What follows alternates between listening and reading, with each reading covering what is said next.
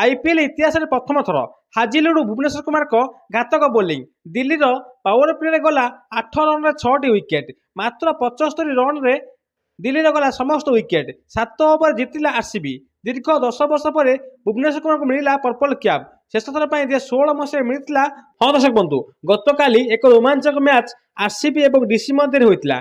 IPL 39तम match जो कि RCB toss जीति प्रथम बोलिंग करथिला दिल्ली को बैटिंग पाई अनुमति देता दिल्ली बैटिंग आसीथिला बेले जस ओजिलोड भुवनेश्वर कुमार बोलिंग रे घातक बोलिंग रे गोटे पर गोटे विकेट आइथिला दिल्ली पावर प्ले मध्य 6 ओवर भितर 8 रन रे 6टी विकेट आइथिला भुवनेश्वर कुमार प्रथम ओवर ही विकेट पाइथिले द्वितीय ओवर रे जस ओजिलोड 2टी विकेट नेथिले जहा फल कि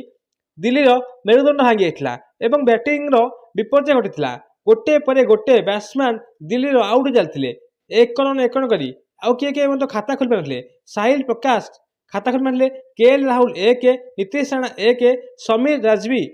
खाता खोल पारे ट्रिस्टान स्टू 5 अक्षर पटेल खाता खोल पारे जहाँफल कि 8 रन भितर पावर प्ले 6टी विकेट जाइथिला पर Abhishek Porel 33 ball 30 David Miller 18 ball 19 Kyle Jamieson 13 ball 12 Kuldeep 3 run कर दिल्ली 1 रन करथिला छोट रन जो कि 75 रन रे समस्त विकेट आइथिला दिल्ली एक लज्जा घटी कहीं आईपीएल इतिहास यह द्वितीय रन पूर्वर 49 रन रही आरसीबी नाम और 75 रन रहा दिल्ली नाम 16.3 बॉल समस्त विकेट होता दिल्ली मात्र 76 रन विजय लक्ष्य मिलता आरसीबी को आरसीबी बैटिंग करी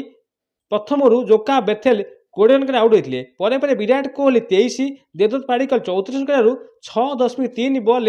आरसीबी गोटे विकेट हराई 77 रन विजय होता एवं विराट कोहली गतकाली मैच रे 9000 रन पूर्ण कर निज रेकर्ड को निजे भांगी आईपीएल इतिहास प्रथम थर पर एत रन कहीं भी करना किए करी भांगियो भी ताहा चर्चा सृष्टि होना कहीं 9000 रन ता पूर्वक रही रोहित शर्मा 7000 रन तेणुक रोहित शर्मा भांगी पारे ना केवे भी विराट कोहली रेकर्ड को